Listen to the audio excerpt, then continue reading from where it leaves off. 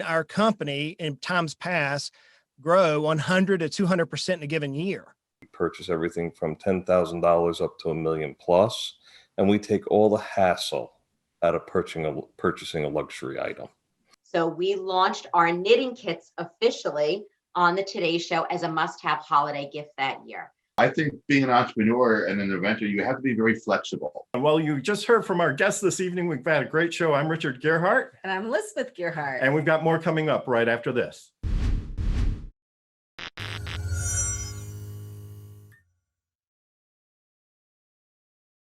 I'm Richard Gearhart. And I'm Elizabeth Gearhart. Welcome to Passage to Profit, the show that's all about entrepreneurs, small businesses, and the intellectual property that helps them flourish. Our guest this evening is Justin Goodbread, founder and CEO of Heritage Advisors and podcast host for Financially Simple. And for our executive spotlight, we have Donald Ploetner from Ideal Acquisitions, a personal purchasing concierge service for high-end luxury items. But we're not done yet because we have two incredible presenters today. Do you wonder what to do with your hands at night so you don't eat? Our first presenter can certainly help you with that. That's a loaded question. Jessica Meyerowitz can hopefully help you keep off the COVID 20 pounds, right? And then we'll have David Mulford. Do you walk your dog? Well, he has got something you need. Or does your dog walk you? Yeah. Well, Dave has got this fabulous new invention that you really want to hear about. So stay tuned. Great. But before we get to our outstanding guests, we have a little bit about intellectual property, right? Right. So Patent Palooza, I need this. It was invented in 1995. These two women filed a patent and got it through the patent office and got it issued for a fork with a timer. Right. You take a bite and you don't get to take another bite till the fork lets you. It has a timer. Yeah, that reminds me of my dad, who always used to tell me, chew your food 20 times before you take another bite. And he was always skinny, but it didn't work so well for me. I think I eat a lot more quickly. So this was issued in 1995. I don't know if they ever made it or not, but I guess people have been fighting with this issue for many, many years. A very innovative solution. What I need is a magnet under the table that plants my fork until an alarm goes off or something like that.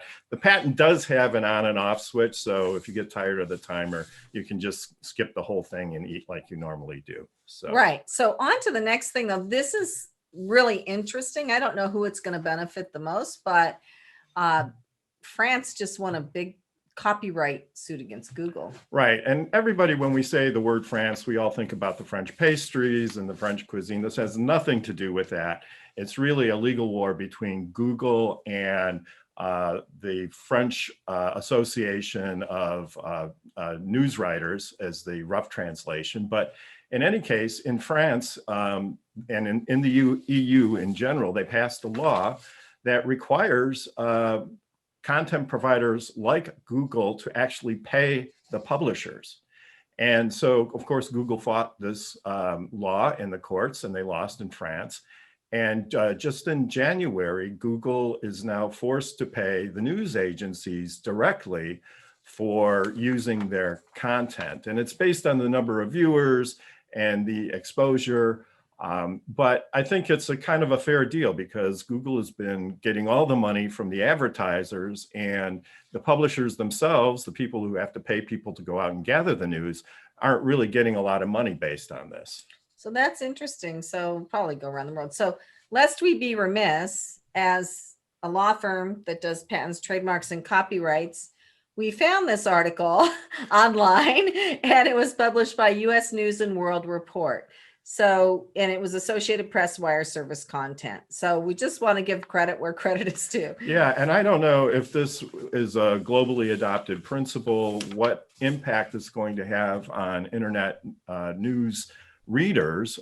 Certainly, I would imagine Google's going to try to find some way to pass the costs on to the users. It wouldn't surprise me. So, but it is an interesting development and really kind of a major development in the world of in the world of news services and internet providers. So without further ado, I'm so excited to hear from this guest. Wow, he's great for small business. Yeah, and if you own a business, how do you maximize its value? Well, tonight on Passage to Profit, we're going to show you how it's done. So we have with us Justin. In 54 minutes, we're going to show you.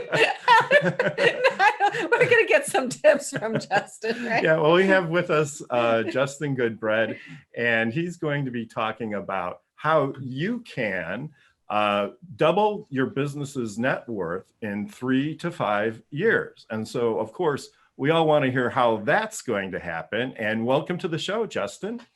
Hey, thanks, guys. Thanks for having me. I was listening to the monotone and I was like, my goodness, I don't know if I can teach you how to double your net worth every 3 to 5 years in 25, 55 minutes. That's pretty hard to do. So We'll just talk you set a high bar for me. Yeah, Well- you have some great tips for small businesses and some ideas. Right? Yeah, and I would just jump out and say, just right off the top, that if you're hungry for this kind of information, go to Justin's website. I checked it out before the show, and it was just amazing. All of the content that's on there, most of it is free, lots of great advice, information. And so if we can't get it all done in the next 53 minutes, then, go to his website and you'll get a lot more. So I found it very informative. And as a business owner, I thought it was great. Right. So tell us about what you do. Sure. So I'm a serial entrepreneur. That's first and foremost. I started my first company when I was 15, sold it when I was 20, started my second and third company, sold those in my 30s. So I've bought and sold and started 3 companies and sold them for a profit. So that's first and foremost, I'm an entrepreneur. I'm a business owner. I happen to find myself in the world of Wall Street. And I got to tell you, I personally think Wall Street is the enemy for small business owners. I do. That's what I personally deal with. Now, look, we manage money for business owners through the Wall Street mechanisms, but I think that Wall Street has done us a disservice. And here's what I mean by that. I know that my capabilities and my team, which are rock stars in our company, can give me a better return than 10% of my return. I know that. I've seen our company in times past grow 100 to 200% in a given year. And several of the clients that we work with, we see that consistently where their businesses just accelerate. And so for me to take my money and throw it in the market, 100% of my money in the market and hope to get a 100% return is just irrational. Right. So to me, Wall Street is oftentimes the enemy of small business. And I'll go further because the Wall Street types that I deal with, they'll come to me as a business owner and they'll say, hey, in order for you to reach your goals, make the money, come and let us teach you how to be wealthy. Give us your money and we'll make some money for you. I got to tell you, I want to tell them to go fly a kite. It drives me crazy when I hear that. So I started a company in 2009 called Heritage Investors. And I started a company right after that called Heritage Business Advisors, and a third company called Financially Simple. All 3 of those work to educate business owners how we as business owners can double our net worth, not our company value, our net worth every 3 to 5 years. And we can do it if we coordinate all these things together. So Justin, when you're talking about that, improving the net worth, how much of it are we talking about managing costs versus growing sales revenue? Oh, okay. I got you. Let's answer the question through a process. So it's a process that we walk everybody through, and I think it's really easy to understand it at this point. Richard, great question. Just like most business owners, we start off with a plan. Where do we want to be in some period of time? Now, to me, it's how do I want to exit my company? That's one of the pivotal questions I have to ask myself consistently. I know I'm going to leave my company either through death or something, death, disability, somehow or another, I'm going to leave it at some point. I'm getting older every day. So I know I'm going to leave it, but how do I want to leave it? And what do I need to be when I leave this? Can I leave it on my own terms? Could I retire, quote, from my company in 5 years? Could I do it in 10 years? Could I sell it to the employees? Could I sell it to some sort of a competitor, maybe in 5 to 10 years? So once I know where I'm going, I now have a trajectory that I can try to shoot for. Then I look at where am I at today? What is my net worth today? What is my income today? What's my asset mix? So then I have this gap, right? I know where I'm at and I know where I need to be. In order to help facilitate that particular strategy, we have to bring in a lot of different concepts. We have to deal on a personal side with tax planning, and that's a huge area that we work with a lot of professionals around the country on. We have to deal with insurance mitigation. I mean, most of us are insurance poor. We have insurance agents who sell us a bunch of crap sometimes. And so we have to deal with that. We have to deal with the risk when it comes to legal matters like contracts, like patents, things of that nature, intellectual property. We have to make sure we're protected. So that's risk management. We have to grow our assets. And I believe that business, the businesses that we own, is often the asset which can give us the best return. Aside from that, maybe real estate is a great asset for many people across our country. And we deal with retirement funds, but we have to use those properly for tax mitigation and ultimately bridge our net worth. So if we're looking at this mix, to answer your question, Richard, I have to know where I'm at, I have to know where I need to get. And then based on what starting point, it tells us where do we focus and how much energy do we need to put into the plan, whether it be grow the business, whether it be grow real estate, whether it be grow other assets, tax, whatever it is, it tells us how to do that. So I just want to clarify for people that may not know, could you explain the difference between net worth and say a balance sheet? So Sure. I'm not sure people know what you're talking about with net worth. Sure. So net worth is simple. Take everything that you own. If you were to say, I am quitting life today, I'm moving to Jamaica, man, right? I want to sell everything.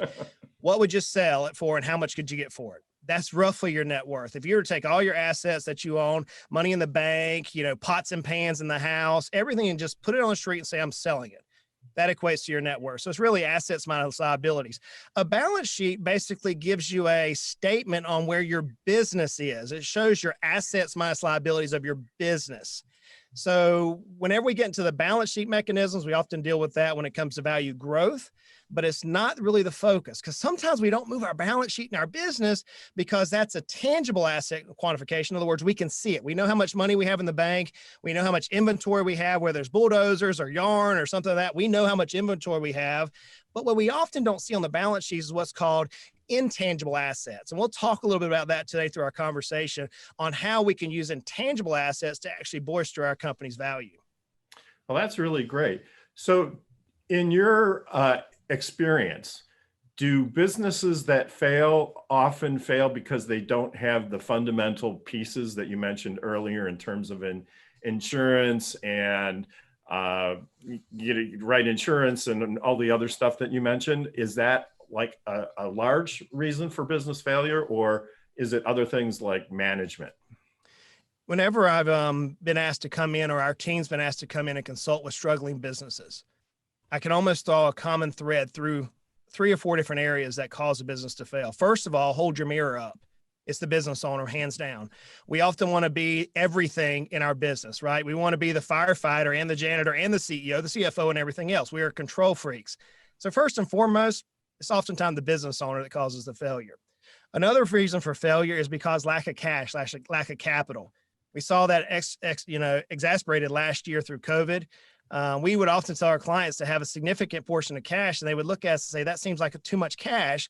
But then the ones who listen to us, man, they doubled their net worth, many of them in 1 year because of cash assets. So oftentimes they don't have enough cash. I would say if you want to grow your business, you have to invest somehow. You have to make some change, more marketing, more efficient production, whatever it is. And you have to have cash to be able to do that, right? Let's dissect it differently, because I think you're on the precipice of where I try to get everybody to think in a business, okay? Business is divided into 8 areas. And if you can identify these 8 areas within your business, then you know how to fix your business. And we all, as business owners, we all don't think our business is perfect. In fact, my second book, which you can find on the Financially Simple website, is called Your Baby's Ugly, because our business is our baby. And often it sucks because we see the flaws in it. So if we can break out these 8 key areas of our own business, then we know how to fix it. We know we can almost self-diagnose, but we shouldn't. So let's talk about the 8 key areas. So first, you have planning. Very few business owners take some time and do business planning, either on the startup or on an annual basis. In fact, our company just got back from a 4-day planning retreat with our entire organization to do planning for just this calendar year. So planning is number 1. Then you go into leadership. We business owners think we're awesome leaders. Here's the problem. If we as business owners are talking down, in other words, giving our edict down to our team, and at the same time serving within our organization, then we're not the leader we need to be. We actually need to have managers or consultants who are pushing our edict out to our team. That's true leadership. So we deal with leadership. We deal with sales and marketing. Those are the next 2 areas, which are different. Sales is getting people to buy your product. Marketing is getting them to the door. If I see one area of almost every business we work in that has a problem, it's marketing. Most businesses do not understand marketing. We throw dollars at it. So sales and marketing. Then you have the next four areas are people and operations. So people is our team at Rockstars. I mean, are we having best in class? Could our organization, the leaders of our organization, go to the trade show? So if we're lawyers, could we go to a legal convention and have our directors of operations talk to other directors of operations at that convention and say, hey, here's why we're the best? Most of the time we can't. So we have to have rockstar team members, and we have to have, when it comes to the operational portion, we have to have efficient throughput. In other words, when a customer comes to buy our widget or our service, how fast can we get the customer through the process with the highest customer satisfaction possible and the highest profits possible? So we have operations. And then finally, the last two areas are finance. That involves everything from purchasing to ARs, accounts receivable, to accounts payable. And we have our risk management, which includes insurance and legal.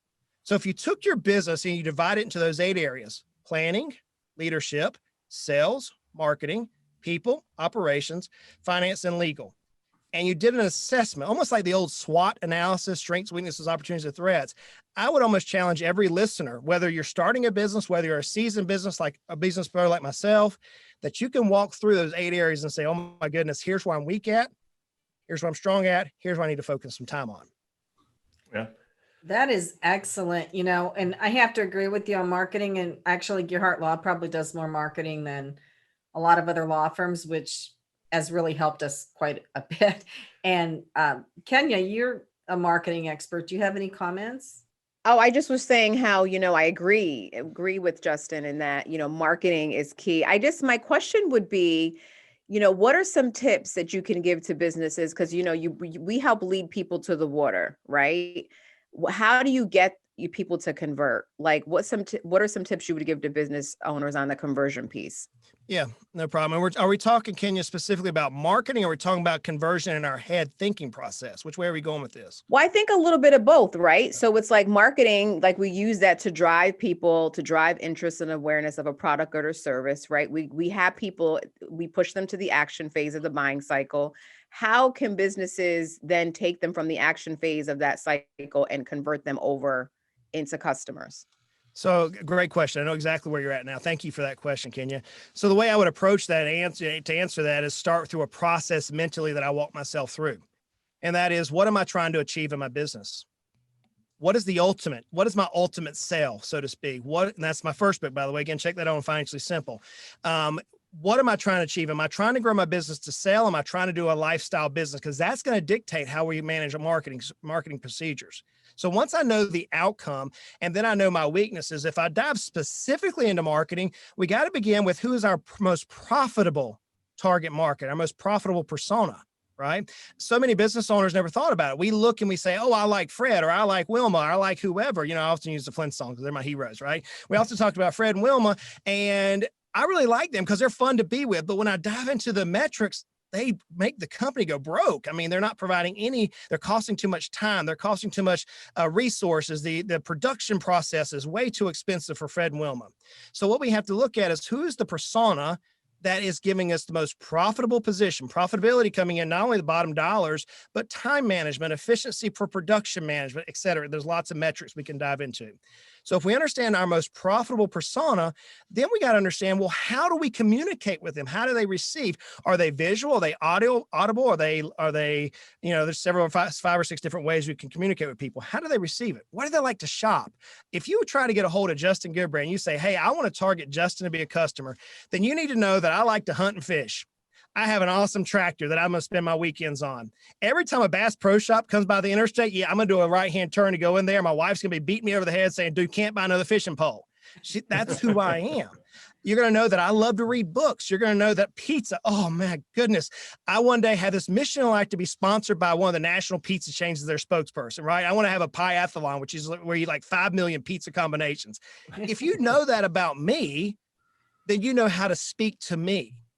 What most people do in business is we say, we look and we say, this was a really good, profitable one-time case. Let's target Fred.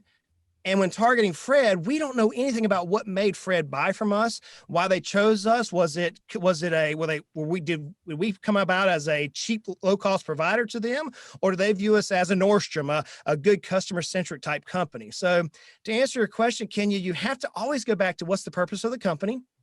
What's the purpose of the company with you, the business owner in life? What's going to bring you the most satisfaction? Who is the person that you're going to work with the most? To me, it's business owners, people in the service industry. I love business owners, especially if they're producing less than about $40 million a year and have less than 50 employees in the company.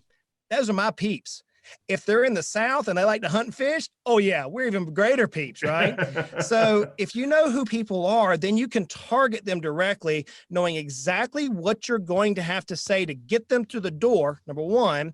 Then your marketing has to converse with your sales department to make sure they're saying the exact same thing throughout the entire conversion process. So Justin, if you're an entrepreneur and you don't have an agency to help you figure all of this out, how can an individual entrepreneur get this information? Yeah, so I would say that you're welcome to go to our website, Financially Simple. So I give away 99.99% of the information that we give our clients. In fact, if there's a topic that you don't see on the website, reach out to the team and we'll record something on it. We have on the Financially Simple podcast over 300 episodes of me teaching very detailed concepts to actually answer that, Richard. Even on the site, there's a strategic plan that you can download. It's the exact same process that I just walked. Actually, I didn't. Our team just walked through this last 4 weeks. So there's lots of resources out there. I can tell you there's not a magic pill. There's not one place you can go and get it all yourself. If we're starting a business, oftentimes we have to use sweat equity. We do. I was in business for about 6 years before I hired a consultant. And now I'm paying more. I'm actually having consultants for our own company, right? So I'm paying consultants more than I ever dreamed I would pay now 15, 20 years later in business. So I think you got to start off with self-learning, get some really good information. And then as your company grows, you can now bring in experts who can now dive into these areas and actually give you great ROI on the cost. When I spoke to you before, Justin, you brought up something that I just thought was extremely valuable that I hadn't heard from anybody else, really. So you said your wife was worried about you going out on your own. And so you felt like you needed to have enough money to take care of the family before you started your business. Can you speak to that a little? Whenever you start a business, and we're talking about cold start versus buying an existing business in this answer. Okay. So if you're buying a business, a little different approach. So if I were starting a business today, same thing I did years ago, I had to make sure I had enough money to survive and feed my family for 2 to 3 years. Because what happens in business is we go out and we get a little bit of traction. And quickly, we start raising our level of lifestyle. The killer of a business is whenever you don't reinvest your proceeds back into the business to solidify those 8 key areas in the first 2, 3, 4 years. If we were going to be retained, which we often are by different types of companies that would come in and say, hey, I want to sell the company. Maybe they're a mergers and acquisitions company, M&A. Every single time we come in to solve a problem or do a turnaround for a company, it's the business owner made a little profit and they ripped all the revenue out of the business. They did not reinvest. And so I believe if I were starting a business today, I would have 2 to 3 years worth of savings. If you don't know, I wouldn't borrow the money from the bank. Maybe you can get a pre-inheritance from mom and dad or something of that nature, but you need to have some money set back to survive the first 2 or 3 years. I mean, think about it. If you started a business like some of our clients did in January of last year and COVID came and kicked you in the teeth, you could have put your whole dream, the dream that you wanted to have in life, whatever this business is, you could have put it in a serious position where you can never realize that dream. Right. Or you can have a working spouse. Yeah.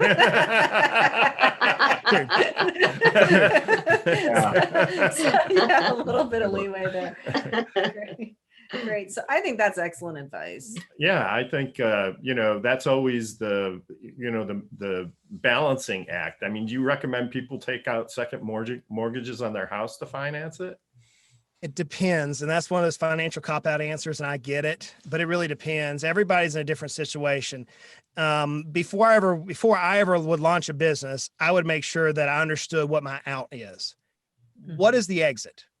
You know, oftentimes we'll charge hell with a water pistol trying to start a business. You know, my first business I wanted to do was to breed purple daylilies. I actually have a horticulture degree. I wanted to have purple daylilies. And before you know it, I was babysitting about 45 employees who didn't care if they drove a lawnmower in a swimming pool. They didn't care.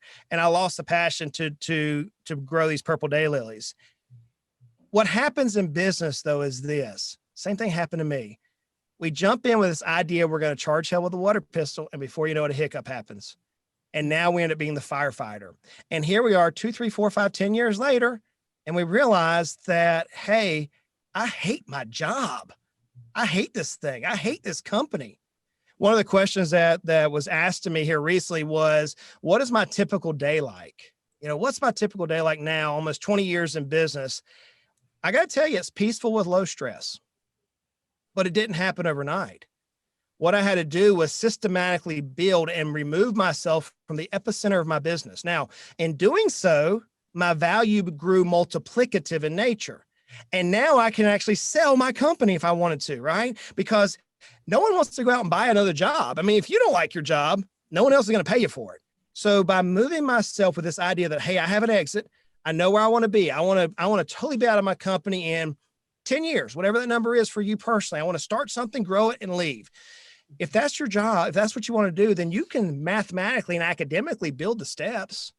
Everything's academics at that point. And so if you don't start off right, knowing where you're going to end up, then what's the Chester cat on Alice in Wonderland say? Wherever you're going, you might get there. It doesn't really matter. Yeah. So you have a super duper strategic approach to, to planning, to thinking through, starting with the end in mind. What if you're an entrepreneur who doesn't quite think like that? And do you think that they can be successful? Absolutely. I think that America is amazing. We have 5.3 million small business owners, entrepreneurs who employ people in our country. I don't think there's one right answer to it. Here's what I would challenge you with, though. Here's some statistics that I hope burns a hole in your head, at least everybody who's listening to this podcast. 80% of businesses never sell. 80%. Only 4% of business owners will sell at the value they think their company's worth. And if you don't have a plan, you're going to wake up at age 60, 70 years old, realizing you're broke. And you're going to say, how on earth am I going to grow a business so I can sell it to bridge my net worth, or the gap that I talked about earlier? And so I'm very strategic in nature, which has led to my ability to be a multimillionaire at a very young age. I'm very strategic in nature. Mm-hmm. But if you do not have a strategy, I caution you, because you're going to realize that tempus fugit, time is fleeting, as the Latin term says. You're here today, and before you know it, you went from 30 to 40 to age 70, and now you have nothing to show for it. You had a really nice life. You lived high on the hog, as we'd say in South Georgia. You had a great life. You had nice cars and boats and big houses and nice parties, but you have a big hat with no cattle, man. You have nothing to show for it. Okay. So unless you're doing something to position you to where you're ultimately, when you leave your company, that you're going to be able to maintain your lifestyle, you're going to end up being in a position that so many clients are, that they call us and they say, hey, I'm 60 years old. I've got this company. It's doing $40 million a year in revenue. Hey, I got this company making $500,000 a year in revenue. I'm broke. I'm tired. I'm tired of chasing my tail. So my challenge to you is this: don't be part of that 4% who only sell their company. Don't be part of the 80% who work their whole life, blood, sweat, and tears, pouring into our companies, pouring into our customers, pouring into our team, our vendors, and loving on the people we have the honor and privilege to really serve. Don't be that individual who wakes up at age 60 saying, crap, been a fun ride, but I have nothing to show for it. No. Well, we couldn't agree with you more. And I happen to be a planner too. And so I'm on board, but I'm not sure that everybody thinks that way. What makes a business sellable? That's a simple answer. Simple answer. The business owners know we're involved. I'm overly simplifying the process, but that's what, obviously it's got to be profitable, it's got to be scalable, it's got to be transferable, it's got to be all the ables that I can write, that I mentioned in my book, The Ultimate Sale. If you want to learn how to sell a company, go buy it. You can buy it on Amazon. You can go to Financially Simple again and pick up The Ultimate Sale.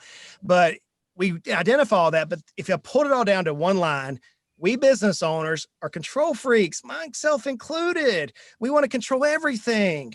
The problem is we're the pinch point. We're the kink in the water hose that won't let the water flow through it. So in order for it to be sold at the highest value, mind you, now you can sell anything if you have enough equipment or whatever. I'm talking about selling it with the highest value possible. You've got to remove yourself from the epicenter of the business. You've got to get yourself where this company can literally run without you. You know, I had this strategy last year, Richard, as you was asking that question, that I wanted to test out my own companies. So I took 6 weeks off. And my challenge was, as I took 6 weeks off, completely dark. I didn't want to have any communication with the company. Could the company maintain? 1, could the company grow? 2, and if they could grow, by what magnitude? I tell you, man, it was amazing. It took 4 years to build up to that point. I went away, hid in the Rocky Mountains for about 6 weeks with my family, and came back, and the company exploded while I was gone. It was like, holy cow, I'm the struggle. I'm putting myself in front of the mirror again. So are your employees incentivized for growth, or are they just love their jobs? Well, they're both. So it depends on where they're at within the organizational structure. Some people are incentivized for growth. Some people are incentivized due to key success strategies or KPIs, whatever you want to call those. Some just love the job. I believe that if you grow a company where the culture is contagious, then people want to be there. I really believe that. And then that comes from the leadership. Absolutely. Yeah. It comes from your core values, who you are as a person. You know, you can't fake it. Who you are as a person. To me, one of the questions I was recently asked is what keeps me up at night? You know, and I think every business owner struggles with this. Something keeps us up. To me, it is, what did I do today to derail my team? What did I do today that caused a problem for the rest of the team on their mission? Because everybody knows if we did our planning properly, they know what they want to carry out. They know their marching orders. We've got it all assigned. Everything's been set up properly with our structures and our very organized systems. But what did I do today? And that's candidly what keeps me up. It used to be 15 years ago, man, am I going to have enough money to pay people? Man, I'm tired, man. No, not once I set the systems up. I almost have a golden goose that this thing could work. And if I got hit by a bus tomorrow, please don't. But if I get hit by a bus tomorrow, the clients are good, the vendors are good, and the team is good. They can handle this. That's great. That's a great place to be. And it probably doesn't come overnight. I mean, since you've been through the process of building successful companies in the past, you have sort of a roadmap of what you need to do. But for people who are starting out, it may take a little bit of time to get to that place. So I would say for entrepreneurs, there used to be the Entrepreneur Bible, so to speak, which was Lean Startup. I think Financially Simple is probably a better book to get right now. I think for people that are thinking of starting a business, go to Justin Goodbread's website, Financially Simple. Look at what he has laid out there. And then, you know, if it looks too hard to do, maybe you weren't ready to start a business, honestly, you know, but this is the roadmap, I think, if people follow, that could help make them successful. And I have so many of these stories. I had the opportunity to call somebody on December 31st. It was an individual whom I fell in love with as a client. I mean, just a great man and a great wife. I mean, just a great family, love them to death. 5 years ago, I didn't know them from Adam's House Cat. Had no clue who they were. They called me. They said, hey, we want to retire in 5 years. I'm like, okay. We have literally about $400,000 of cash, but we're used to making about $400,000 a year. Okay. That means we need to target between about $3 to $4 million is what we need to have in your accounts. You think we can pull it together in 5 years?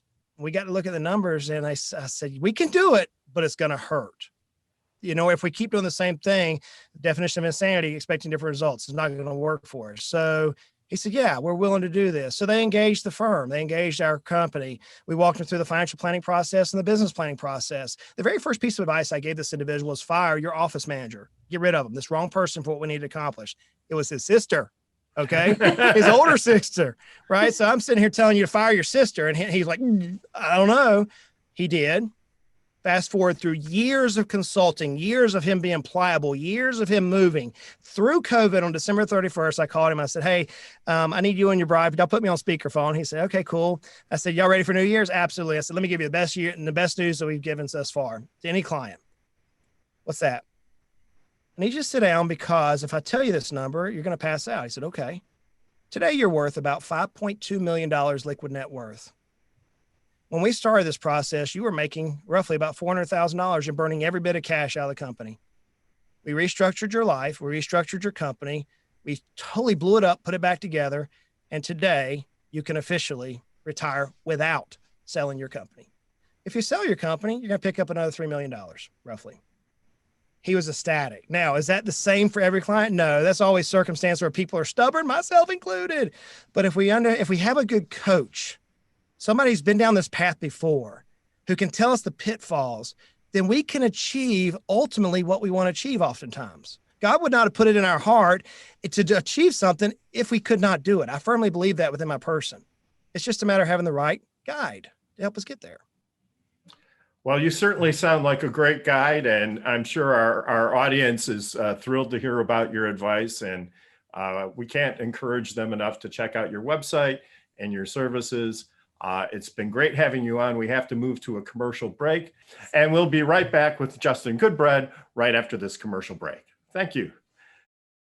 Welcome back, everyone, to Passage to Profit. And Justin was just fantastic. I just told him I personally learned a lot from his advice, and we didn't quite solve the complete problem, but in that 20-minute segment of doubling your net worth in 3 to 5 years. But I think if you followed along, you probably learned some tips to get you there a little bit sooner. And if you missed it, go to or just want to hear it again, honestly, go to our YouTube channel, Passage to Profit Show, or you can find us on social media too. And we also have a website, but I really think people get a lot of value out of watching these shows on our YouTube channel. So please subscribe and go there, and you can see Justin giving his presentation.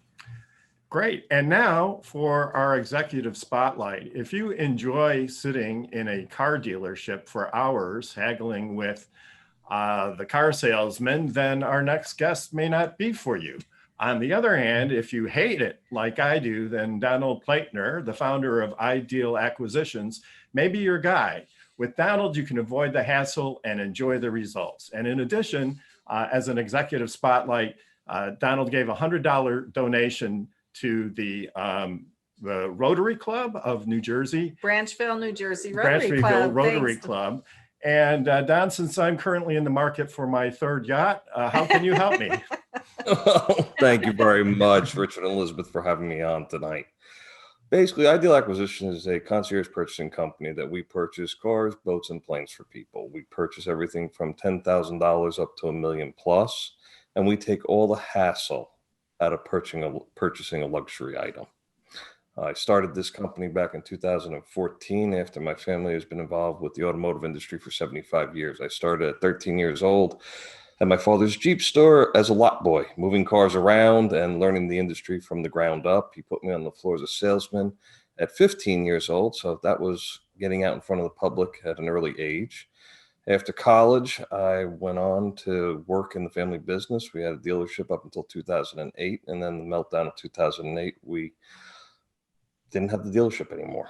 We had to move on, and I had to reinvent myself. And talking about family history in the automotive industry, just a side note, my grandfather was a spokesman for Gulf Motor Oil back in 1941.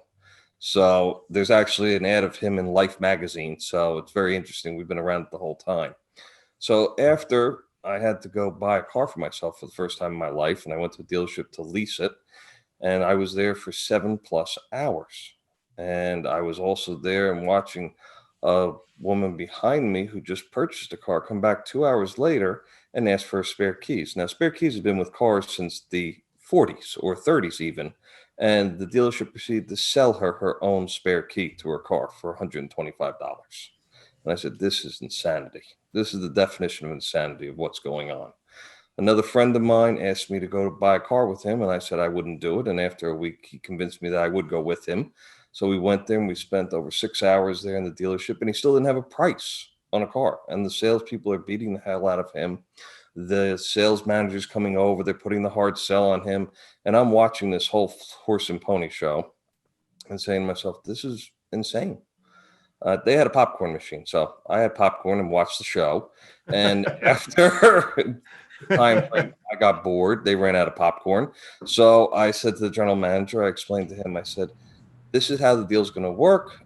Please, we're done today. And his answer to me was, we can't do this. I said, yes, you can. Just say yes, and let's move on with our day. So 5 minutes later, he came back and said, okay, you have a deal. My friend goes to me, you couldn't have done this hours ago, so we could have been out of here. I said, no, I came for the show. So after that, we moved on to the F&I office. Now, in the F&I office, they proceeded to bump the payment $5 a month. And my friend was like, oh, okay, we'll do this. I said, no, we're not doing this. I said to the F&I manager, for what reason are we bumping the price of the car and the monthly payment up $5 a month? He said, well, I give you the real numbers. Out there, they don't give you any real numbers. I said, no, this isn't going to happen. My friend is going, no, it's okay. I said, you now be quiet. I said, I'm going to take this over now and run with this. We had the general manager come back in. I said to him, did we agree upon a price outside? He goes, yes. I said, well, why is he telling me that your price doesn't mean anything and he's the only one that can give me a price in this dealership? They dragged the F&I manager out of the office that we were in. He came back in a few minutes later, rather upset, and basically told me I didn't understand how the auto industry worked. To which my response was, I've forgotten more than you'll ever learn about this industry. So from that point on, I started coming up with the idea of people need help. I mean, a car, a boat, and a plane, they're luxury items. But a car next to your home is the second most expensive thing you'll probably ever buy in your life. And every time people go to a dealership, it hasn't changed in 60 some odd years. People do not like going. People spend hours there. They don't like the way they're treated. They feel that they've never gotten a good deal. I said, people need help. So I started Ideal Acquisitions. Well, all I can say is I'm glad they invented cell phones, at least. What did people do at car dealerships before cell phones? I mean, I guess to read the full issue of the New York Times or something, right? But, it was incredibly frustrating. So Donald, what you do is you do all that legwork, and then the customer comes in at the end and signs papers, walks out with the car, right? Or drives out, I guess. Correct. Right? I mean, the process is a little bit more than that, but basically from start to finish, we are done with a client in under 2 weeks, 99% of the time. From the time we engage with the client, we sit down with them, we go over everything that they're wanting in a car. And I had a client that told me one time that he was never allowed to pick the color of his car his entire life. And this is a gentleman that was now in his mid-50s and was told that he could only have whatever was on a dealership lot. So upon sitting down with him, I said to him, well, one of the first questions we ask is, what color do you want? It's a simple question. And he actually took 2 days to think about it, because I was the first person to ever ask him what color he actually wanted for a car. Wow. Came back to me, told me what color he wanted. We located the car for him within 4 days. He had the car a week later. Now, funny story with that, the client moved recently from New Jersey to Pennsylvania. So we had an issue with driver's licenses. So one of the things that we looked at in this whole situation was that they had to get their driver's license changed to Pennsylvania so their insurance would match up. It did delay the closing by a week and a half, but the dealership was kind enough that with a deposit, they knew it was a solid deal. We were able to still continue with the deal. But we look out for all those little pitfalls with our clients to make sure that it runs smoothly. So when you buy my third yacht, I just want you to know I want white with blue trim. Not a problem. I've already made up my mind. Find that for you. Give me a week. So if I were going to buy a used car, I don't keep up with the cars. I lease my cars now. But if I were going to buy a used car, what do you offer that I really need? Because I probably would not buy one without consulting you, honestly. Okay. What we offer with pre-owned vehicles is this. Probably 50% of our business is pre-owned vehicles. We do everything from classic cars up to modern everyday cars. And what we do is we preview the vehicle before we even present it to the client. So we save the client all the time going down dead ends, finding cars that are sold. And Carfax, that everybody thinks is God, is actually a lie. And here's why. What? I've been a Carfax believer for a long time. What's wrong with Carfax? I'm going to explain it to you very simply this way, Richard. If you repair your car and you pay for it in cash out of your pocket, it does not show up on Carfax. If there's a police report of an accident. If there's a police report, if you go through your insurance company for any reason for repair to a car, it will show up on a Carfax. If you pay for it in cash, it does not show up on a Carfax. We have previewed hundreds of vehicles that have had paint work done to them, fenders replaced, hoods replaced, with paintwork done and clean Carfaxes on the car, to the point that dealerships have certified them as certified pre-owned vehicles. Wow. Will not present a vehicle that has had paintwork done on it to a client, and we make sure that the client gets a very clean car. Excellent. So Justin, do you have any comments or questions? You know, Donald, I have purchased used cars and new cars, and I didn't experience. In fact, I just bought a brand new Toyota for my wife. Okay. Toyota Sequoia. I didn't experience the rigmarole, but I got to wonder: could I have done better? Could I have negotiated better? Would hiring somebody like you help me buy a brand new car? Got me a better product, better package, better warranty, et cetera, et cetera. Yes, I will say the short answer is yes to that question. We've had clients before that have gone into dealerships paying one price and getting one trim level, and they're leaving with a lower price and a higher trim level. So we have done that numerous times. We've had clients that Super Duties, you're a truck guy. I'm sure you know Ford Super Duties. There's no discounting on Super Duties right now. It's $250 and have a nice day, and we'll sell it to the next guy. We did a deal for somebody where we got them $2,000 off a list. Well, I have a follow-up question to that then.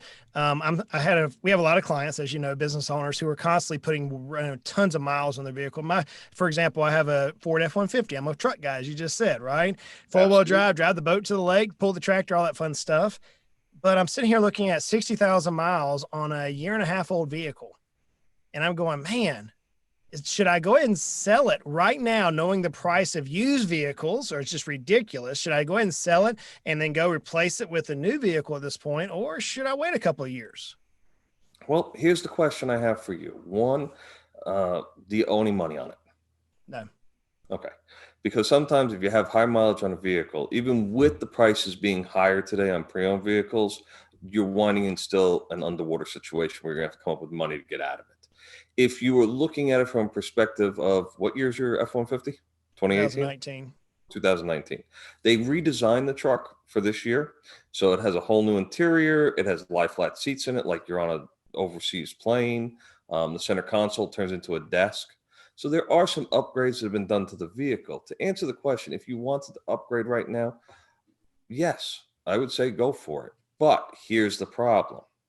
The product shortage that's out there right now. Sitting down with clients today, normally we'd say to you, Justin, what are your top 3 colors? You give me top 3 colors, and we're off and running. Today, we're telling clients, let's see what's out there. You got to be flexible. Because of COVID, because of the shutdown, plants are shut down. Product is in a short supply. Right now, if you were to order a Super Duty, you could be waiting 6 months to get a Super Duty from Ford. For the average F-150, you're probably 8 to 12 weeks. But the problem is right now, if you order right now as a 2021, the 22s are going to start to be built come May and June. So I would tell a client, listen, if we're going to buy something, we should find something that's on the ground. Or if we're going to build, wait until the 22s. Hold on to that vehicle, because you're going to be buying the vehicle, and a 22 will always be worth more than a 21. It's that simple. Wow. So there's a lot more to it than just like looking at cargurus.com or something and, checking out the prices. So you not only bring the convenience of having all of the paperwork done, selecting the model, inspecting it, but you also bring a lot of background knowledge about the auto industry to the purchase, and you can help consumers answer questions like you just did. So yeah, I want to slip one thing in and then ask Kenya for comments.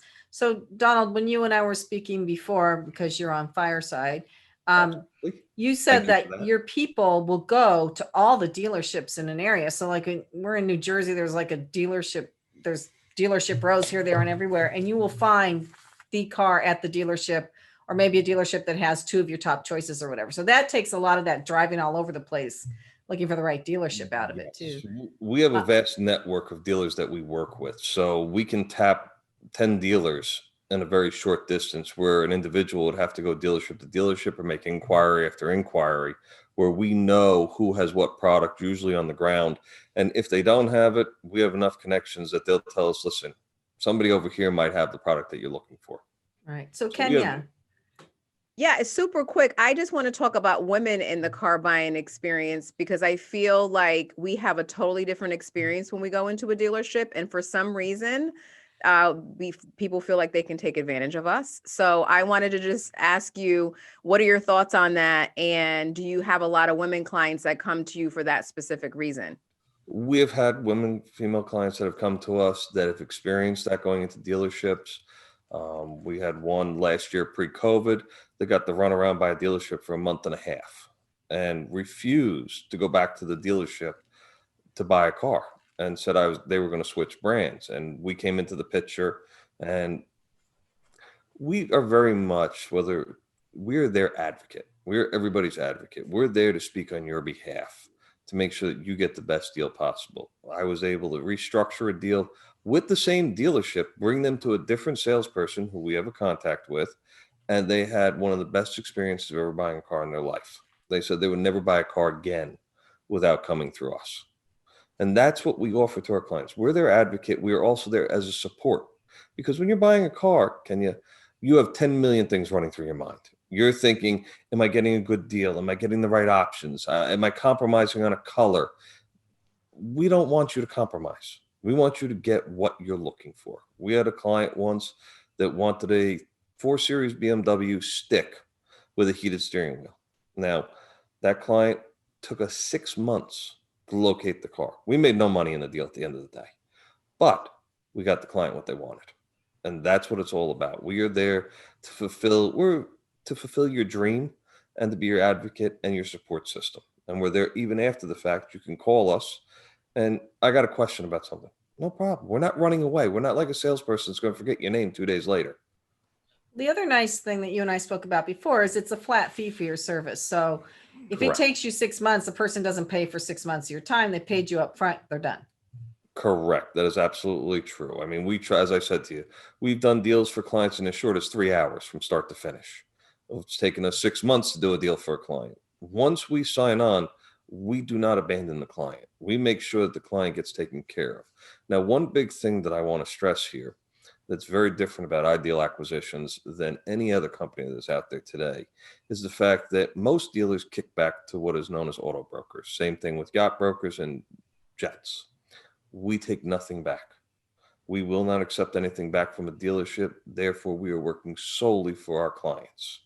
And that I want to make as a stress point, because people can call an auto broker up, they'll go buy a car for them. And guess what? They're getting paid from both ends. And they don't really care. They don't have the client's best interests at heart. They're looking to just earn and turn cars, where we are making sure that the client gets what they want at the price they're looking to pay. That's absolutely fantastic. Do clients sometimes ask you, well, what would be the best car for me? Absolutely. We've had clients that have come to us before. I had one client a few years back that came to me and I said, okay, what do you want in the car? What are the options? What are you thinking? I want air-cooled seats. Okay, that we can accomplish, but I need to know, what kind of car do you want? I want a car with air-cooled seats. And we kind of have to work around, okay, what has air-cooled seats? Now, do you want an SUV? Do you want a sedan? Do you want a convertible? And finally, we were able to put the whole deal together, but it took about a week for the client to finally figure out what they wanted. And that's what we're here for, is to guide you. Like if you came to me, Richard and Elizabeth, and you said you had questions, okay, let's sit down. Let's talk about them. If you're going to buy a tow vehicle, Justin, question for you. How much are you going to tow with it? What are you going to tow? If you're telling me you're going to tow over 7,000 pounds, I'm going to tell you, well, guess what? A 150 isn't going to do it for you. You got to move up to a Super Duty. Then the question becomes, do you go for a diesel? Granted, it is an extra cost of $10,000, but on the back end, you're going to get all the money back for it. So it's really structuring and guiding a client to get them to where they should be and helping them. Yeah, there's a famous car dealership in New Jersey that advertises buying a car is complicated. And I never really took that seriously until we had this discussion. Justin, do you have any other comments or? No, it's amazing to me. There's actually a service out there that would do this. Trust me, I would have gladly hired you as opposed to going to the Toyota dealership and dealing with that rigmarole. And So I couldn't agree more. We recently had a car buying experience with our daughter, and this was the first time she'd gone through it. And I wanted to use Donald, but she's 25 and knows everything. She She knows. said no. And It's her car, so. So she wanted to have the experience herself, and we got started and realized that she still had an out-of-state driver's license.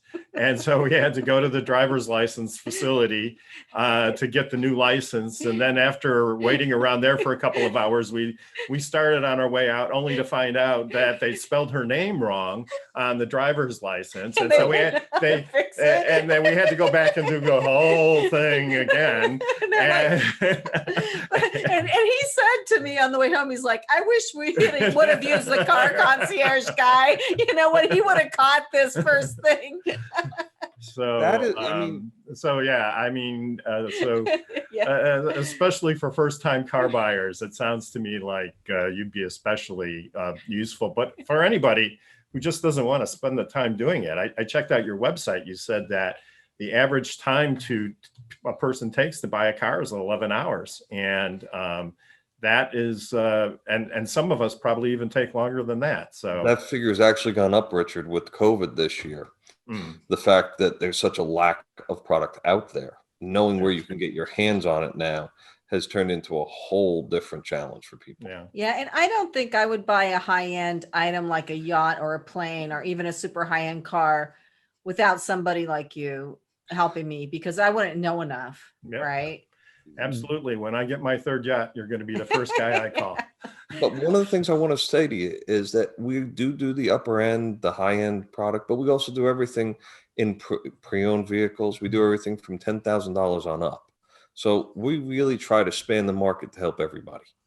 Well, that's great. That's excellent. So we're winding the segment down. We have a commercial break coming up, but Donald, where can people find you?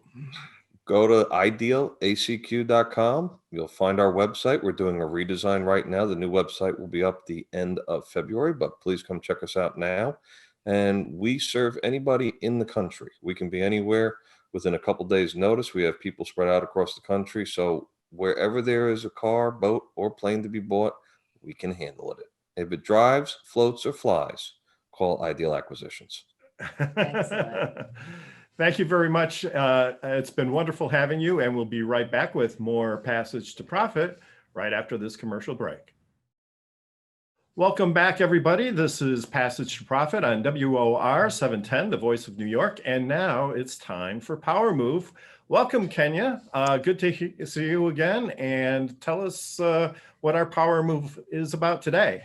Likewise, thanks for having me. So excited to talk about Whitney Wolfe Herd. She is the founder of Bumble. And if you're not familiar with Bumble, Bumble is a dating app that allows women to make the first move. So it was the first of its kind. Interestingly enough, she started at Tinder, where she didn't have a great experience, according to CNN Business. And she actually ended up suing Tinder and starting Bumble, which is now worth $3 billion. And they are going public this week with an IPO on Wall Street. And Justin was mentioning earlier about some of the misconceptions about going public, with Wall Street. And that's, for some businesses, it's a good idea. And for some businesses, it's not. So I just thought it was interesting that we would be talking about Bumble and Whitney today on Power Move. So I have a question. Elizabeth, would you have used Bumble to find me? Possibly. We were set up on a blind date. Yeah, probably. That was before all the dating apps even were in existence. So we're pre-dating app. Yeah, so I don't know, maybe. But That's so funny. I didn't know that about you two. What's that? I didn't know that about you two, that you had been set up on a blind date. Yeah. Oh yeah, it was memorable too. We were the only ones in the restaurant, and the waitress kept standing within 3 feet of our table. No, we weren't the only. It was a buffet. It was a buffet lunch. So you get up, you serve yourself. And the waitress kept hanging around listening to everything we said. It's funny. Anyway, I stand corrected on the restaurant part, but it was, it was love at first sight. What can I say? Anyway, all I have to say is good for Bumble, woman power. Right. Go girl. So And for once, I guess the guys get to reject the girls. So that's that's a step forward in some way. I don't know. And we get to reject the guys because you get to pick who you want. So that's Yeah. how it works. Oh, okay. All right. Well, yeah, the guys are the ones sitting behind the glass and the girls going this one. I see. Well, So, I guess it works both ways then, doesn't it? I So, guess it does. Anyone willing to put themselves on one of those sites, but I guess it's what you do these days. So I think it's a very efficient way. better you than a know, bar, I mean, guess. Yeah. Otherwise, You just it's get right to the point. You don't waste any time. You pick right. and move, you And pick you're like, and who, move. who wants to date the guy that your mom is introducing you to, right? So it's like, Who wants to date the guy your mom dated? oh God, it's not that bad, is it? So anyway, so on to Fireside. So for those of you who don't know what Fireside is, I decided to do video interviews of people and put them on a directory. So Fireside directory, my vision is to have it be the Wikipedia of small business by video. And I have to say that Justin and Donald have both done video interviews with me. And when I do the interviews, I make them all about you. So I ask what you want me to ask. I ask like I'm a potential client, but it's really about the business owner, and they can go as long as we want. And you can say a lot of things that you might not be able to get into a typical interview. And then I have them on my YouTube channel and on my website. And I've been kind of regrouping a little for the last month, kind of looking at how I'm doing it and what I'm doing and ways to make it more efficient. And so I'm starting to post again now, but I'm looking at getting videos from other places because I really do want it to be a tech project, a directory site. The reason I started doing the interviews was because so many people were uncomfortable on video. And I felt like an interview is a lot more comfortable than just talking into a camera yourself. Now, with all the changes that have happened during COVID, a lot of people are just doing videos anyway. So I don't feel like I have to interview everybody. Although I do like interviewing people. I just really love it because there's so many fascinating people. But anyway, so I'm continuing forward, kind of regrouping a little. I think I'm going to go look at Financially Simple and get Justin's advice on that, because I think it's a good time to look at that. So there you have it. So it sounds like you're making great progress, and it's a great place to go if you're an entrepreneur and you want exposure and you have a video, you don't know where to put it. Or any business person, doesn't have to be an entrepreneur. Right. And you can get extra exposure that way, and you don't have to spend as much time networking. Right. I haven't launched my big marketing effort yet. I probably need to get some help to do that, but I am going to market to the general public. And I have a lot of ideas around that and a lot of things that are in the works. So without further ado, I would like to introduce our presenter. Sounds like a great idea. So Jessica Meyerowitz has the company called itsayummy.com. What she does is fabulous, and I don't want to say too much about it, so I'm just going to let her jump right in. Hi. Hi, thank you so much for having me. I'm so happy to be here today. Yeah, so tell everybody, It's a Yummy. What's yummy? The yarn is so soft and yummy. So I manufacture a custom-made, oversized, 100% merino wool yarn. And the company got started. I had owned an advertising agency for 15 years. I closed that agency in December of 2015. 2 weeks after I closed the agency, I decided I was going to take a couple of creative classes. I was going to try something new, expand my community, meet some new people. So I signed up for a pottery class and I signed up for a knitting class. I signed up for both of them on January 4th of 2016. 1 week into the pottery class, our pottery teacher said, go online and look for things to make in pottery class. And after about 10 minutes, I had more than 2 years worth of pottery I was going to be making. I didn't have the kitchen cabinets for all the pottery I was going to make. So I said, you know what? I'll look for something to knit. And I came across something that's called extreme knitting.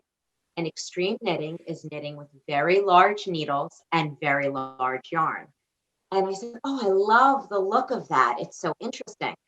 So I said, I'm going to make a throw for my family room. But I couldn't find the quality of yarn that I wanted to knit with, that I wanted to put into my home. And since I had a little bit of time on my hands, since I didn't have the agency anymore, I started calling around to artisan-based mills, so smaller mills that I knew I could speak to the artisan personally and explain what it was that I was looking for. By mid-January, when those samples started coming into me, I'm like, this yarn is so fabulous. I can't be the only one who's going to want to knit with this. And I knew how to brand a company because I had been doing it for 15 years. So I said, I'm going to start a yarn company.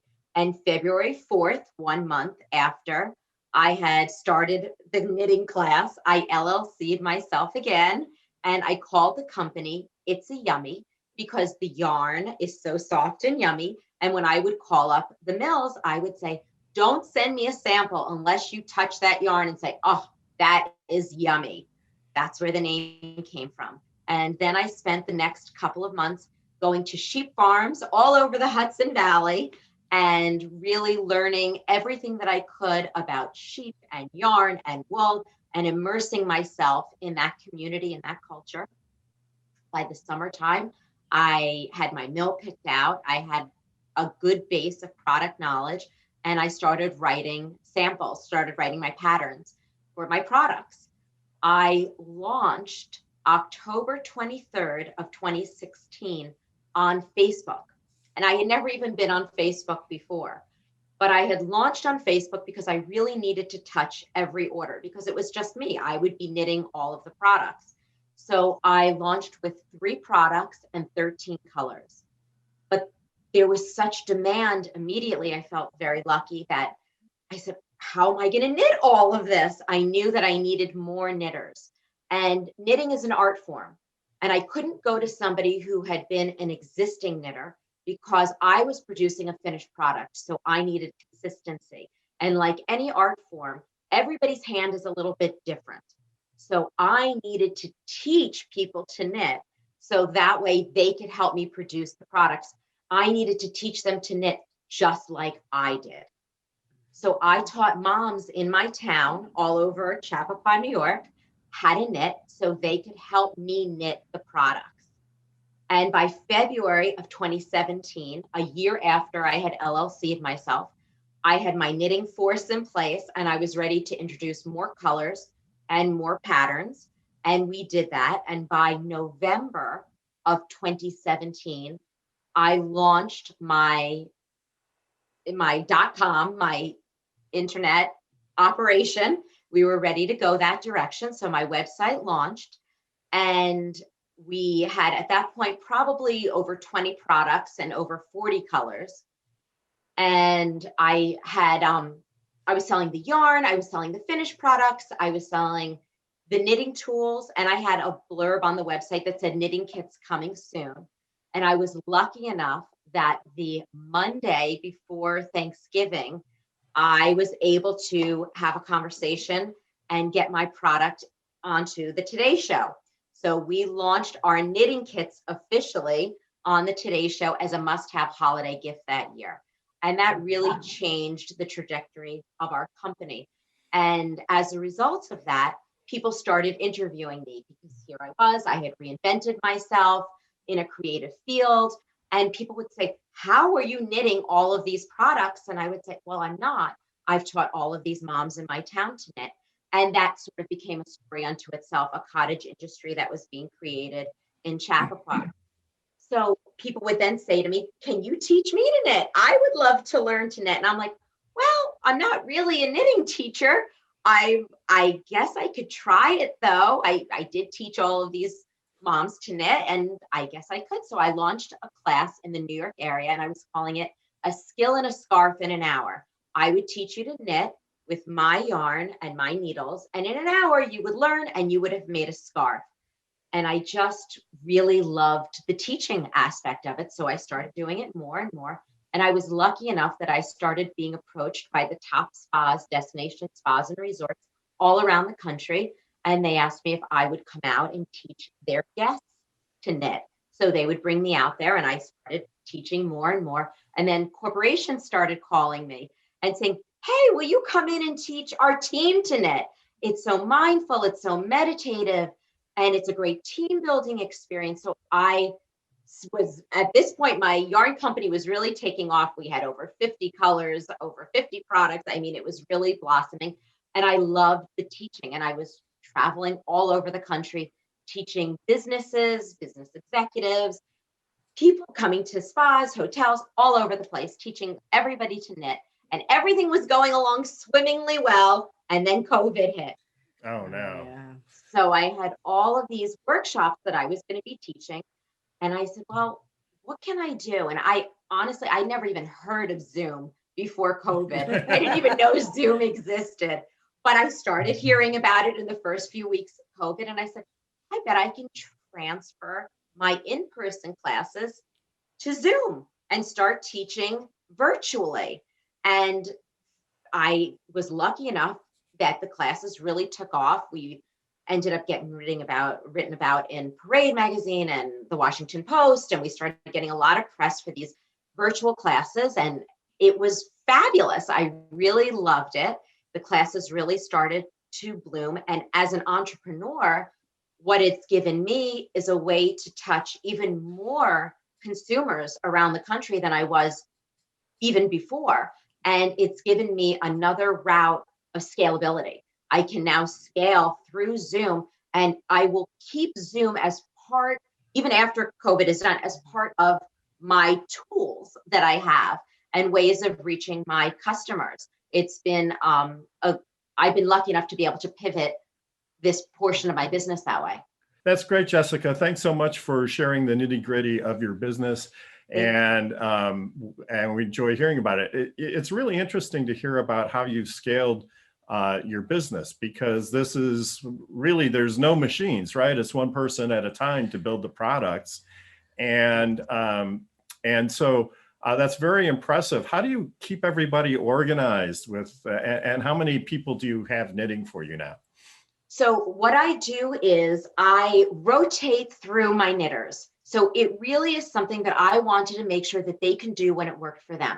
I have one mom who knits at the hockey rink in the mornings when she's there with her kids and they're practicing. I have somebody else who knits in the carpool line. I have some people that knit all day long.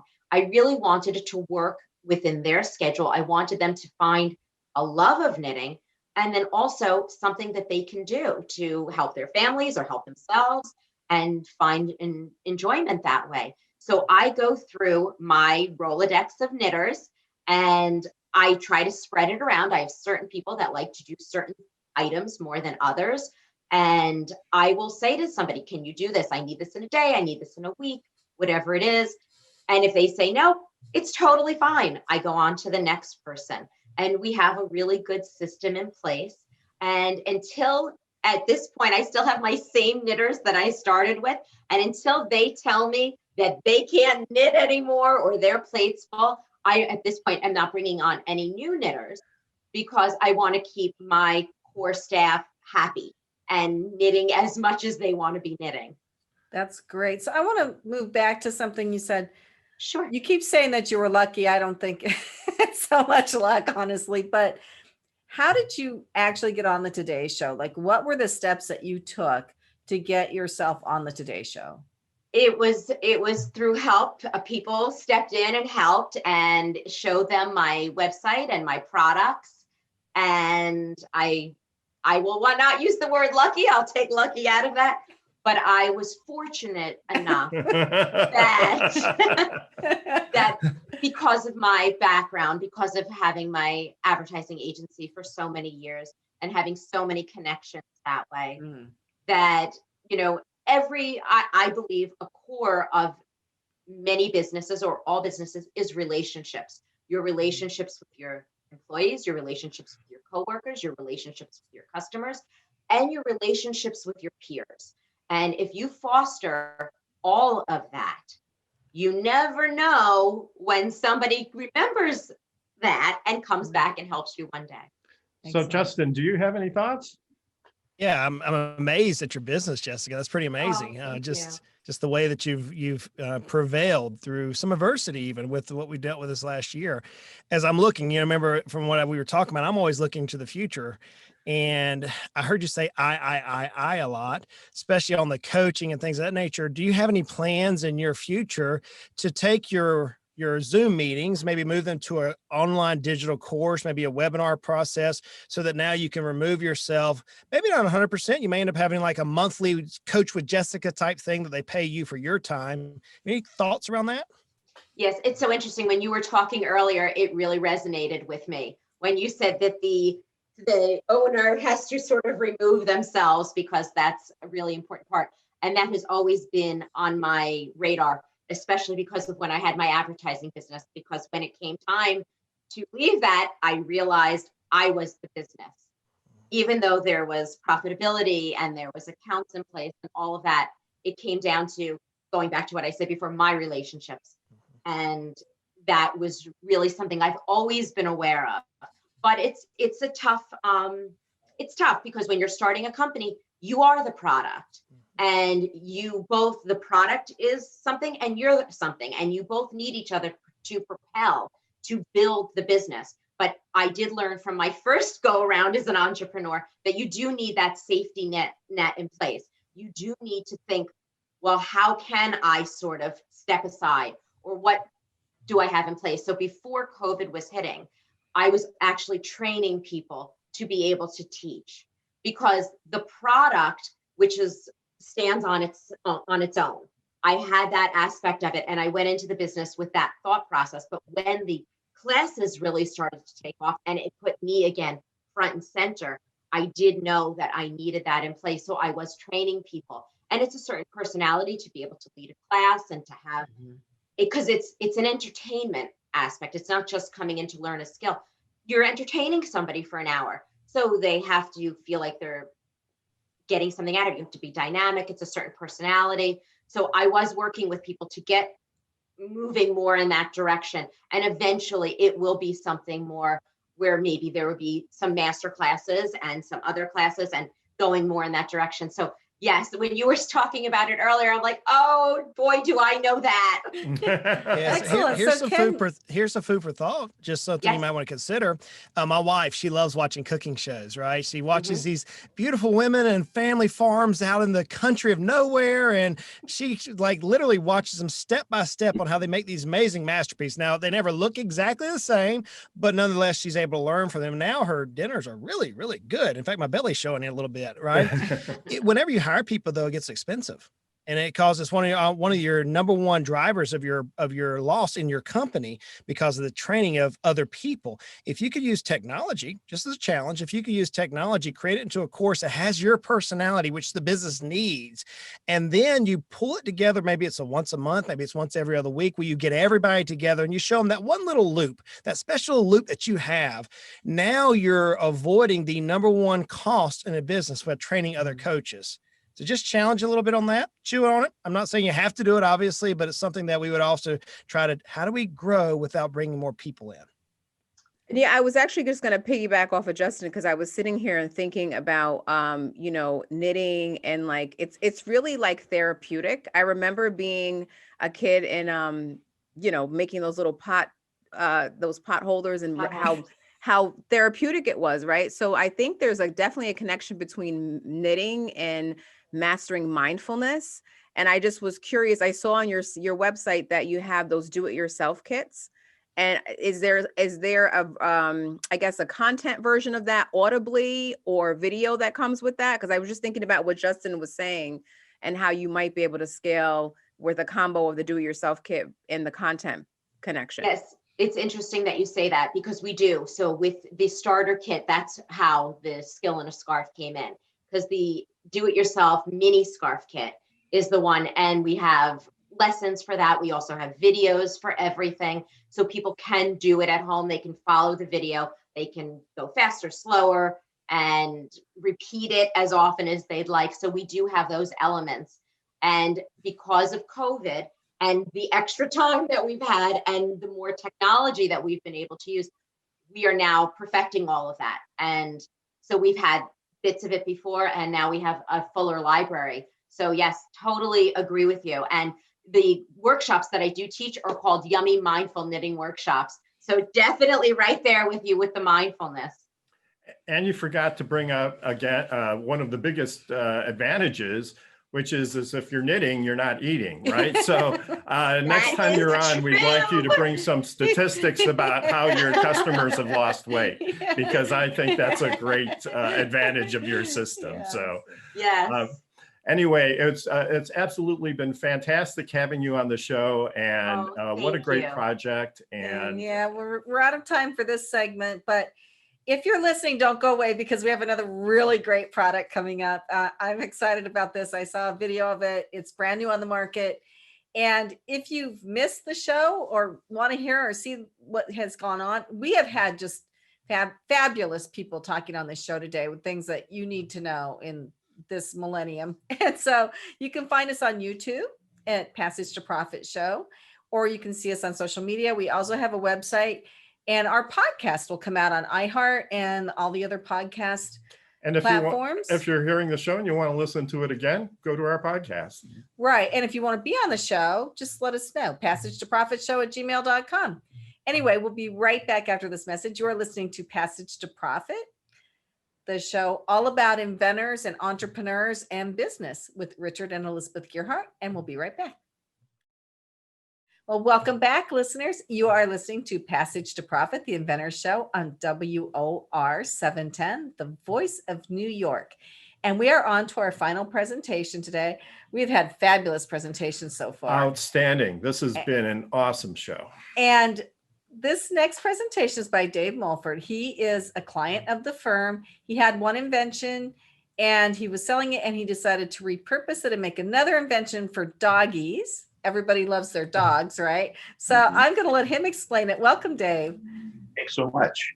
I'm Dave Mulford. And first I want to say that I've gotten some recognition by licensed brokers in California just by the way my patent was written by Gearhart Law. It was so incredible and so fantastic. They said that alone was something that they're very interested in because of the way it was written. Unfortunately, their track record wasn't so great, so I had to push that aside. It would have been a great way possibly to get it licensed and start making the product and getting a royalty. And then maybe sometime down the road, when that agreement was terminated, then I would relinquish that product and that business. And that way could be one way of getting something started. But that avenue didn't seem very appealing to me because I'm a really hands-on guy. You know, this is my baby, this is my project. And I wanted full control of the avenue in which it's going. And so there's a lot of obstacles and a lot of things, you know, with just, okay, I got the patent, and the way it was written, you know, this is the umbrella right here. It's a fantastic double frame, double canopy umbrella, and the handle has a removable LED light in it. And for our radio audience, Dave is showing everybody the lighted part of the handle, which it lights up and it's quite bright, and it makes somebody walking in the street identifiable at night. So. Right. And if you had seen him on our show before, when he was on here, his first invention was the umbrella saver, which kept your umbrella from going inside out in the wind. It had connections on it and a flashlight in the handle too. So you could go out in stormy weather with an umbrella and still be safe. But you repurposed that flashlight, right? Yes, I did. A quick story. A friend of mine out in Pennsylvania has dogs, a dog breeder of Australian cattle dogs. And one evening she let one of her dogs out, and unfortunately it ran across the yard and through the woods. And it was at nighttime and she couldn't see it, and it never came back. And unfortunately, on the other side of that woods was a busy freeway. And she eventually, that next morning, did find her dog. Unfortunately, it was hit by a car. And she was devastated. And, you know, I was very sad for her. And so I thought, well, if you could see that dog at night, that would have been much better. You could have tracked your dog. The person in the car could have seen that dog. So I created Fur Baby flashlight. And this is the handle right here that houses it, that you can use it. I'm clicking the center, turning the light on. It has a flashing twinkle setting of different colors, very bright, where you can put it around your dog's neck, and you hit it again, it's a solid LED light. And you can take it and it twists out of the handle like this, and then it has a cord on it. And you can wear it yourself, or then you put it on your dog so that you'll be able to see it. And if you don't want to put it back on the handle, then you take it and you twist it and you just put it in this little canister that you have. Comes with the kit. Yeah, I love the name of it. It's called Fur Baby Flashlights. I love the name. So Justin, do you have any thoughts about, it sounds like Dave may have hit a few obstacles here. Any thoughts about where to take this? Yeah, it all goes back to the marketing plan, like we spoke about earlier. It seems like some amazing products. I'd be interested in it. We obviously don't have enough time, but if you're developing a full marketing plan, it's going to identify who is the person most likely to buy it. How do you connect with them?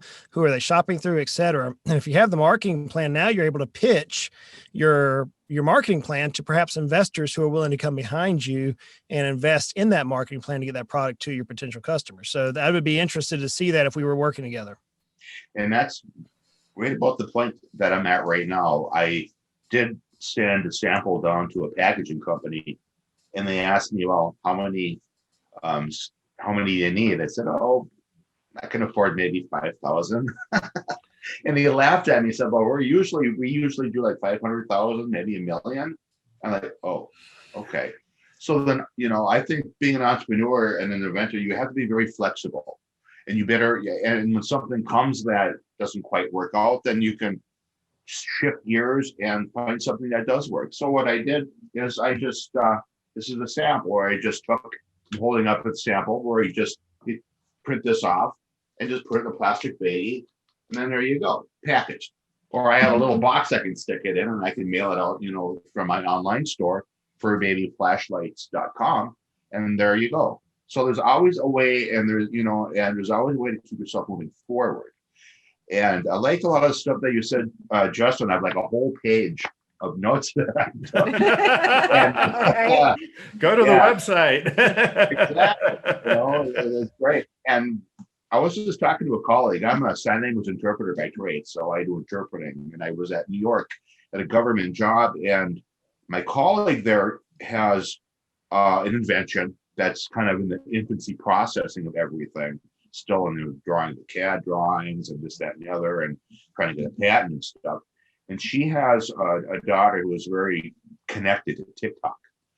And she goes, my daughter, because she had her products, so something with her eyebrows, plucking them or something.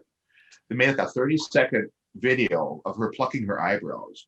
And after the weekend was over, she looked and she had over like 7,500 followers watching her pluck her eyebrows.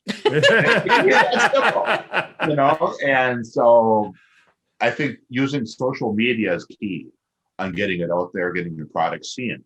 And also with, like Jessica said, finding people that can put you in the right spot and being seen by the right people is also very important.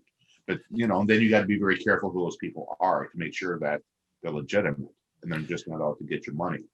That's another thing too. So Kenya, do you have any thoughts or questions? Well, I actually have I have a couple of ideas for you. So, they have a lot of different pet platforms that are out there that are very non-traditional. I mean, we actually it was like a dating app for pets that was on here not too long ago, right? And I know at that time, and I can't think of the name of it, but they were looking Dig Dates, right? Dig Dates. They were looking for non-traditional partners to kind of feature products and so on and so forth on their platform. And I'm thinking there could be a way for you to tap into these non-traditional platforms to highlight your product. And maybe there's some sort of like profit share there where they get a little and you'll get the bulk of like whatever revenue comes in. But again, it gives you an opportunity to get up there, get your product featured, sell it, create that demand without, before you kind of partner with some sort of major retailer. And then you're not having so much of the only codependency on your own platforms. You're really starting to leverage other people. So that was just a thought that I had while you were talking about, how to get it out there. Right. Yeah. And another hurdle is like coming up with the product, let's say Petco or PetSmart goes, oh, I love your product. I need 50,000 to be sent off my stores, say. Well, my manufacturer can manufacture 50,000 in a month, but it's like, I really don't have the capital to I can maybe send you 5,000, but that's not Yeah. enough. So Right. these, all these obstacles that come up, and they're solvable problems, and just being flexible and just kind of stepping back from it all and kind of, listening to what other people say is very important. Instead of just saying it's my way, it's only going to be my way. Like Justin was saying, sometimes you just got to get out of your own way and just kind of, get other people involved. So that's kind of what I'm in the process of doing right now. Which is why I think some of these non-traditional retail platforms could work for you until you're able to scale it up to where you can, get 500,000 units, right? And the demand will be less on that end because they're not a typical retailer, but they have the audience that you need to tap into as far as pet owners. Right.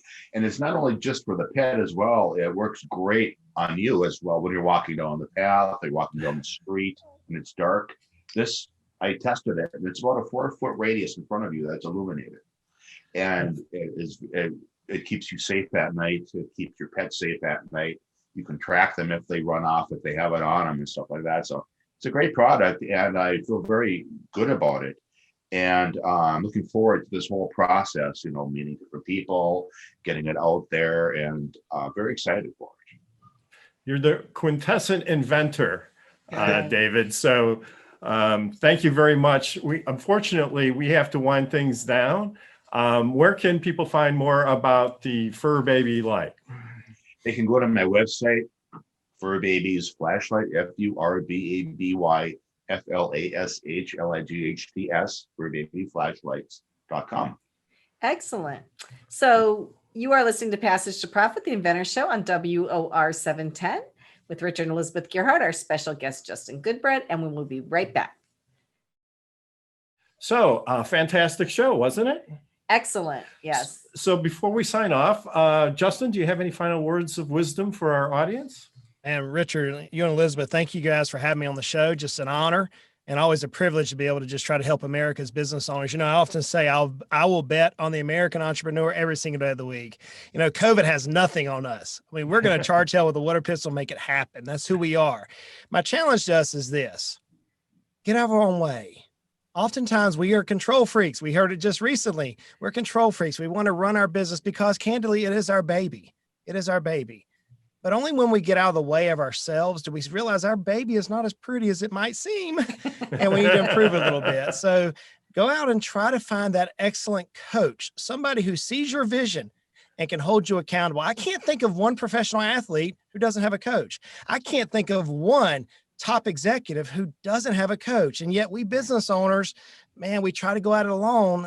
It won't work long term. We're going to end up causing ourselves some problems. So my challenge is find you somebody that can grasp your vision, who has the same passion and tenacity that you have with your company, and go together. The old African proverb, which I love, says, go fast, go alone, go far, go together. I'll leave you with those words. Excellent. And what's your website? Where would you want people to find you? Sure. Check out Financially Simple. That's the hub of my whole life. And from there, you can see the books we've written, the podcasts. The blog has over 1,000 or so now articles. I challenge you, if you find a topic that we haven't written on, message us and we'll put a topic on it. Excellent. Well, it's been wonderful having you here. Thank you. Thanks for so having much. me. Kenya, do you have any final words of wisdom for our audience?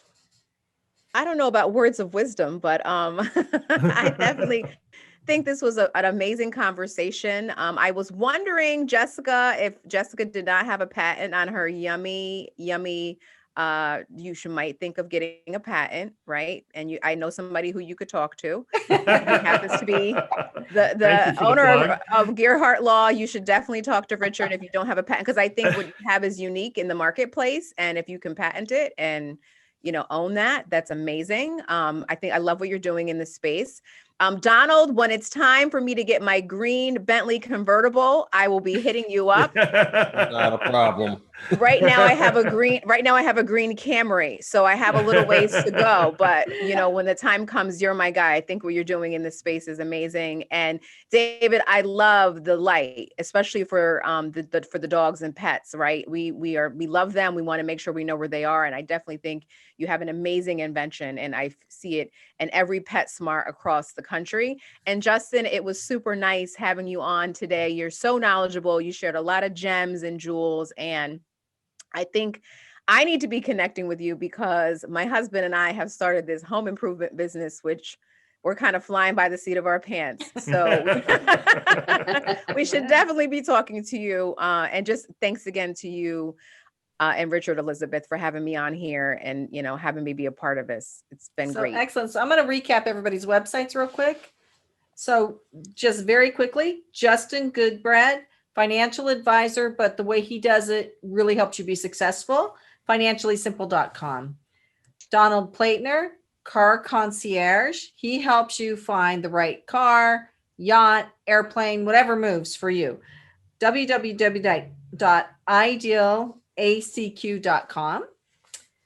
And Kenya Gibson with a P at iHeartMedia.com for all of your digital marketing, radio needs, whatever you want for advertising. She can help you. Jessica Meyerowitz with itsayummy.com. Big, soft yarn that is selling like hotcakes and instructions on how to knit. And David Mulford with furbabyflashlights.com. Lights that you can slip over your dog's head so that you can find them at night and cars can see them. So I thought it was a great show. I thought it was absolutely awesome. And you're listening to Passage to Profit on WOR. Don't forget to like us on Facebook, Instagram, and Twitter. And make sure you also check out our YouTube channel. And we'll be back next week with another episode of Passage to Profit on WOR 710, the voice of New York.